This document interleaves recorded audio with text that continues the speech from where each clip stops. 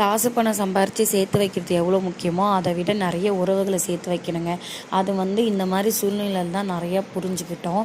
So அம்மா கூட பிறந்தவங்க 7 பேர், மற்ற 4 அக்கா தங்கச்சிங்க, 3 மாமா. அதனால் அம்மாவை ஹாஸ்பிட்டலில் அட்மிட் பண்ண அந்த மண்டேலேருந்து இன்றைக்கி வரைக்குமே பெரியம்மாவும் சித்தியும் தான் மாற்றி மாற்றி பார்த்துக்கிறாங்க. பகலில் ஒருத்தவங்க, நைட்டு ஒருத்தவங்க அப்படின்னு. நானும் என் தம்பியுமே விசிட்டர் மாதிரி அப்பப்போ தான் போயிட்டு வரோம்.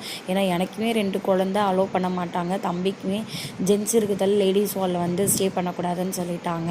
இந்த மாதிரி சூழ்நிலை தான் எனக்கே தோணுது, பேசாமல் நாமளுமே 4-5 குழந்தை பெற்றிருக்கலாம் அப்படின்னு. எவ்வளோ சப்போர்ட்டாக இருக்காங்க பார்த்தீங்களா. அதோட எனக்கு இந்த வீடியோ பார்த்துட்டு நிறைய பேர் கால் பண்ணி விசாரிச்செல்லாம் ரொம்பவே ஆறுதலாக இருந்தது. எல்லாருமே அம்மாவுக்கு சரியாயிடும் விசாரிச்சுன்னு சொல்லுக்கண்ணு அப்படின்னு சொல்லும்போதெல்லாம் ஒரு மென்டலி கொஞ்சம் சப்போர்ட்டாக இருந்துச்சு. கேட்ட எல்லாருக்குமே ரொம்ப ரொம்ப தேங்க்ஸ். அம்மாவுக்கு சர்ஜரி நல்லபடியாக முடிஞ்சிச்சு. எப்படியும் 1 வீக் வச்சுருந்து அப்புறமா தான் டிஸ்சார்ஜ் பண்ணுவாங்க.